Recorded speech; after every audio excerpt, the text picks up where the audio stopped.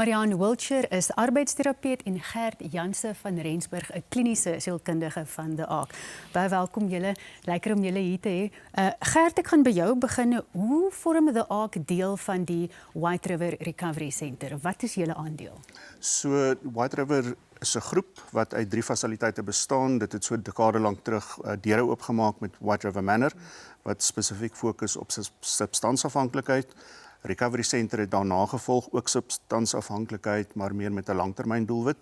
Ons het agtergekom daar is 'n gaping wat ons die hele spektrum van geestesgesondheid wil aanspreek en dis waar die ARC vandaan gekom het. So dit is 'n geregistreerde psigiatriese fasiliteit, maar jy het nie 'n formele diagnose nodig om daar opgeneem te word nie. Ons kyk daarna om mense te help wat net regtig waar deur die lewe oorweldig word en ons help om 'n pasgemaakte plan daar te stel wat dit gaan aanspreek. Nou Marianne, Gert het nou genoem mense wat deur die lewe oorweldig word. Nou wat is van die eerste waarskuwingstekens wat 'n mens kan sien dat 'n persoon se geestesgesondheid dalk besig is om te ly? Ja, dit is interessant.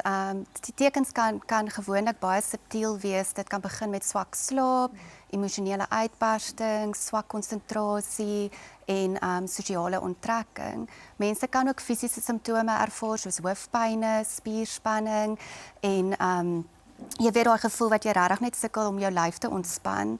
Dit is baie belangrik vir kliënte om te verstaan hoe om hierdie tekens in hulle liggame raak te sien en hoe om dit te hanteer op 'n daaglikse basis. Want dit klink alles na goed wat ons genormaliseer het, né? Ja. Hoofpyn, jy's bietjie gespanne. Ja. So mense kan dit dalk regtig waar mis. Hoe lyk die dag-tot-dag pad van herstel vir mense wat by julle kom aanklop? Ja, so die program by die ARC is 'n baie gebalanseerde dag- en weeksprogram. So dit bied vir kliënte 'n baie veilige omgewing en om net weer terug te kom in hulle daaglikse roetines. Die program is kliëntgesentreerd wat verskriklik belangrik is. Dis 'n kombinasie van individuele terapie, groepsterapie en die span is 'n baie holistiese benadering. So ons het musiekterapie, equine terapie en dan natuurlik 'n belangrike aspek is die bewegings en die somatiese element, veral met die hantering van trauma. Ja. Gert, net vinnig as jy nou moet sê, wat is die uitkomste wat julle vir pasiënte hoop as hulle by julle rehabilitasiesentrum was? Ons wil hê mense moet die ARC verlaat met hoop.